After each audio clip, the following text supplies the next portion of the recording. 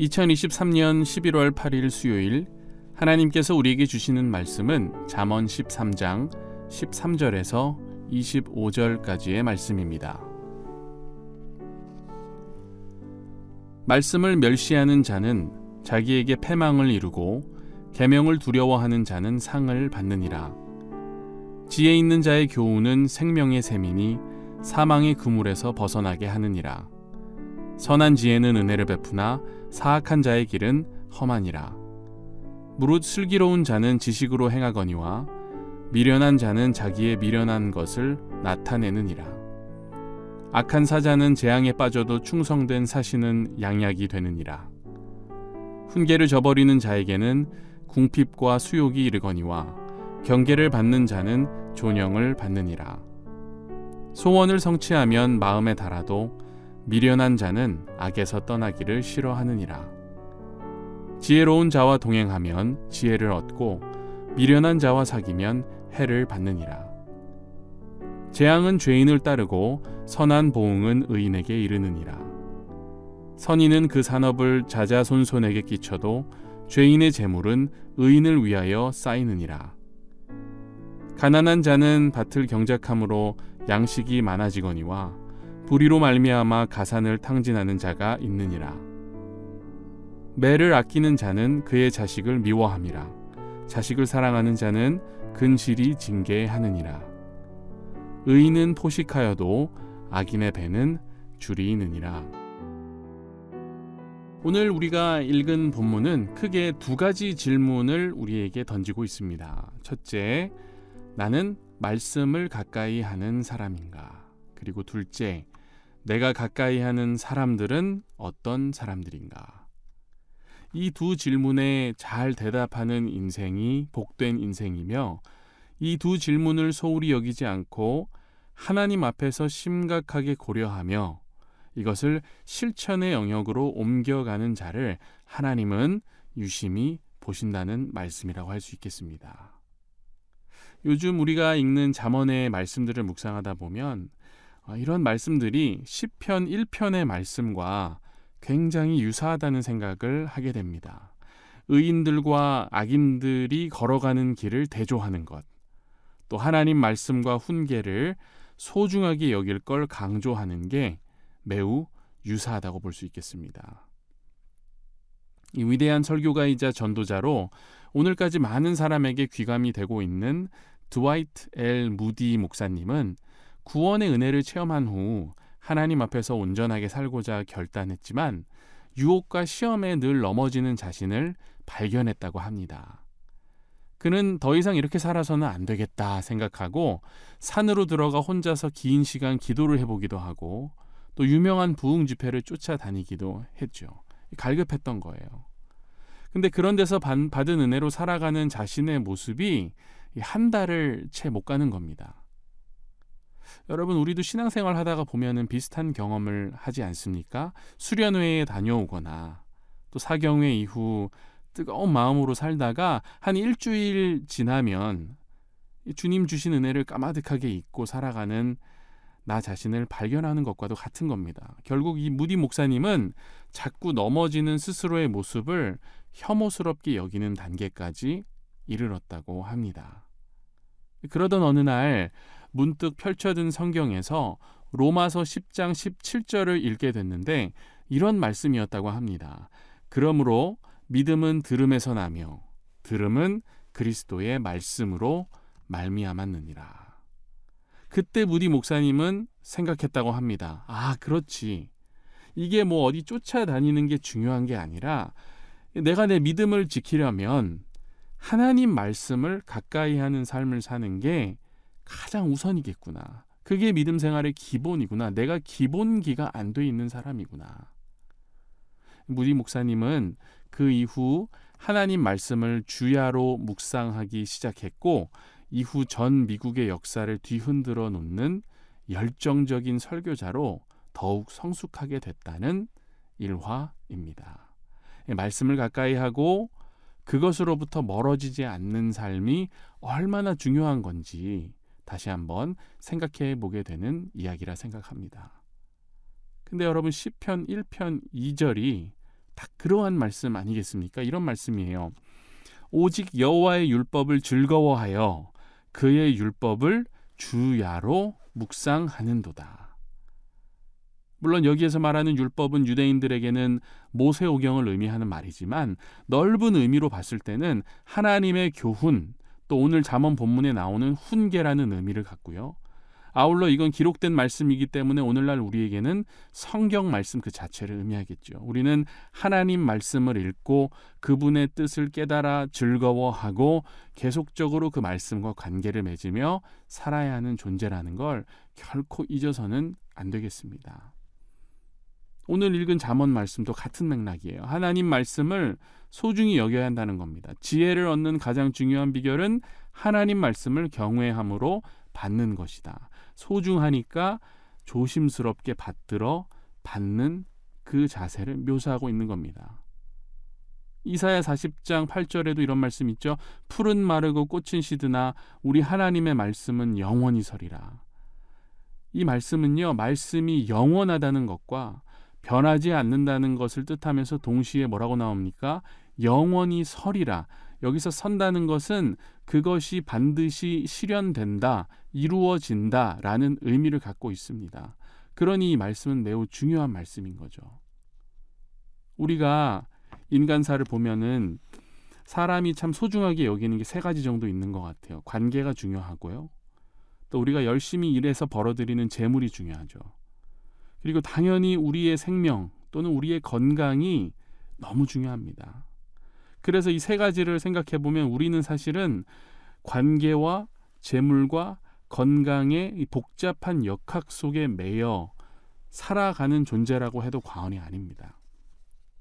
근데 우리가요, 이런 것들을 아무리 가치 있게 여기고 의존해도 결국 이 세 가지는 모두 유한한 겁니다. 근데 유한한 것을 사랑하는 유한한 존재들에게 하나님께서 무한의 영역을 깨우칠 수 있는 길을 열어주신 거예요. 인간은 자신에게 익숙하고 자신이 이해할 수 있는 현상만 바라보려는 성향이 있죠. 다 보는 것 같지만 생각보다 많이 못 보고 사는 게 인간입니다. 여러분, 오늘 나가서 딱 세 사람만 붙잡고 대화를 나눠보세요. 대부분 사람은 자기 얘기만 하고요. 자기의 관점으로만 세상을 판단하고 삽니다. 근데 그런 인간에게 하나님께서 계시의 영역을 열어주시는 거예요. 계시라는 말 자체가 열어준다는 의미를 갖고 있습니다. 계시가 뭡니까? 사람이 알 수 없는 영역을 하나님이 열어주시고 보여주시고 깨닫게 해주신다는 거예요. 근데 하나님께서 우리에게 계시한 것 중에 우리가 일상에서 가장 쉽게 접할 수 있는 게 뭘까요? 그게 바로 성경 말씀입니다. 그래서 이 말씀을 계시의 말씀이라고 하는 거예요.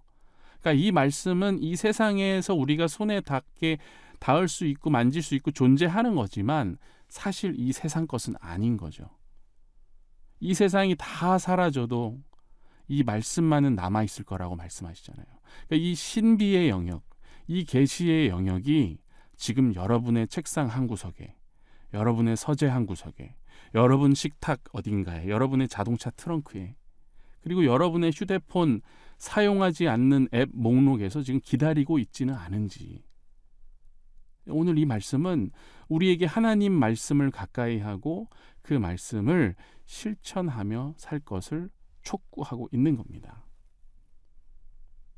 다음으로 오늘 말씀은 우리가 누구와 가깝게 지내는지 생각해 보라고 하면서요. 지혜로운 자와 동행하면 지혜를 얻고 미련한 자와 사귀면 해를 받는다는 메시지를 주고 있습니다. 우리가 살아가면서 다양한 사람을 만나고 친구를 사귈 기회를 얻는데 그 중에는 뭐 수십 년이라는 시간을 함께하는 오랜 친구도 있고 만난 지 얼마 안 된 친구도 있겠죠. 근데 내가 주로 가까이 지내는 사람들은 어떤 사람들인지 한번 생각해 볼 필요가 있다는 거죠. 일반적으로 인간은 자기에게 호감을 갖고 다가오거나 나에게 친절하게 대하는 사람 또는 이 관심사가 비슷한 사람들과 친구를 맺는다고 할 수 있겠습니다. 근데 오늘 잠언 말씀을 보니까 우리가 누군가와 동행할 때 이런 인간적인 조건들보다 참된 지혜를 소유했는지 그렇지 않은지 이 여부가 더 중요하다는 거예요. 순수한 신앙을 가진 자들과 교제하며 믿음과 사랑과 평화의 열매를 맺어가는 거. 이 계시의 말씀을 부끄러워하지 않고 지혜를 얻기 위해 함께 성경 공부를 해나가는 것. 또 어려운 일을 만나면 함께 나누고 기도로 이겨내는 것. 이런 것들을 얘기하는데, 더 나아가서 저는요, 이게 가장 중요한 거라고 생각하는데, 그런 모습이 익숙하지 않은 주변 사람들에게 내가 먼저 다가가서 좋은 말동무가 되어주고, 또 그 사람들을 주님께 인도하고 같은 지혜를 공유한 자들이 될 수 있도록 복음을 전하는 거.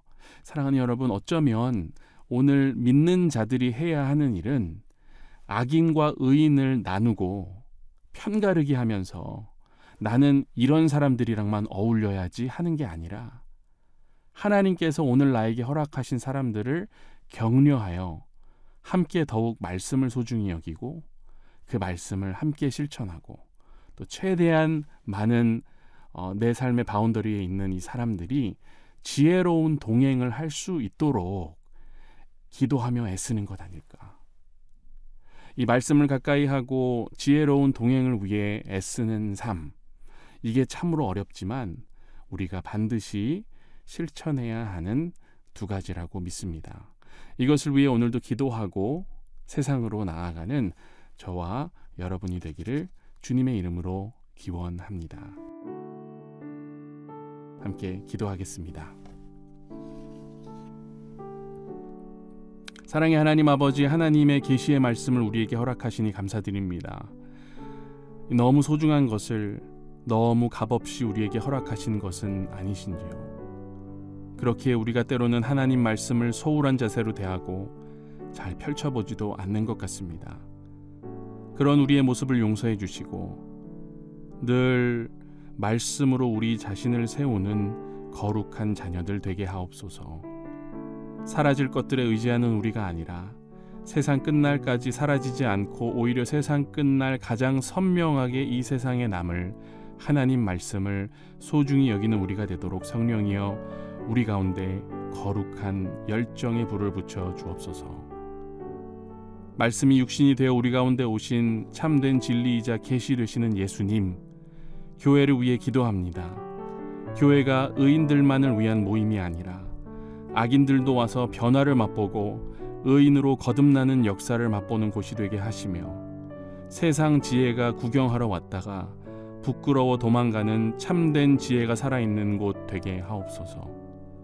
특별히 이런 귀한 복음사역을 위해 우리 연동교회 세우신 위임 목사님을 영육간에 강건케 하시고, 함께 동역하는 부교역자분들과 또 교회의 여러 리더십들과 재직분들과 직원분들까지 한 마음 한 뜻으로 맡겨주신 사역들을 잘 감당하도록 오늘도 인도하여 주옵소서.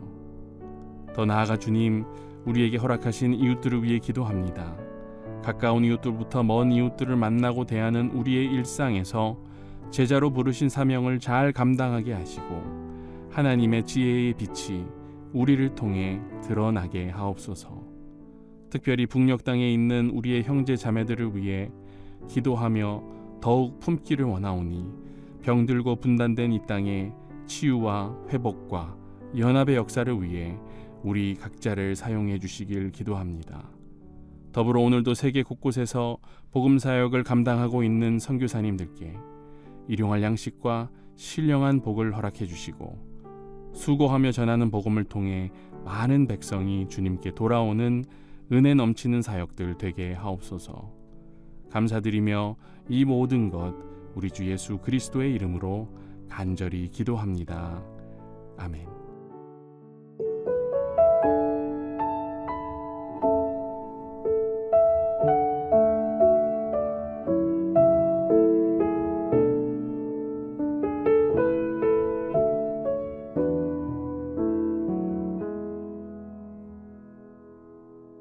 주님 말씀하시면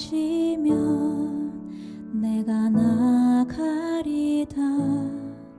주님 뜻이 아니면 내가 멈춰서리다. 나의 가고 서는 것 주님 뜻에 있으니 오 주님 나를 이끄소서. 주님 말씀하시면 내가 나가리다. 주님 뜻이 아니면 내가 멈춰서리다. 나의 가고 서는 곳 주님 뜻에 있으니 오 주님 나를 이끄소서. 뜻하신 그곳에 나 있기 원합니다. 이끄시는 대로 순종하며 살리니 연약한 내 영혼 통하여 일하소서. 주님 나라와 그 뜻을 위하여 오 주님 나를 이끄소서.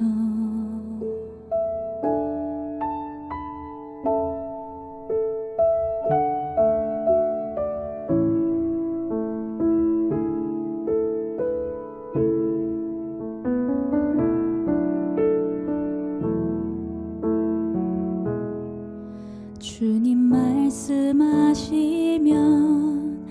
내가 나가리다. 주님 뜻이 아니면 내가 멈춰서리다. 나의 가고 서는 곳 주님 뜻에 있으니 오 주님 나를 이끄소서.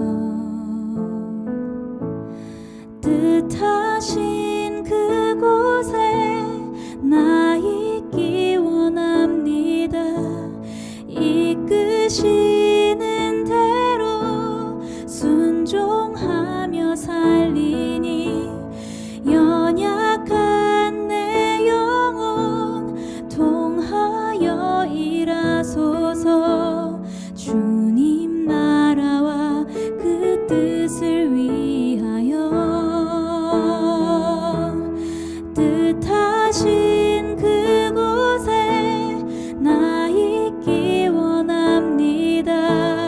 이끄시는 대로 순종하며 살리니 연약한 내 영혼 통하여 일하소서.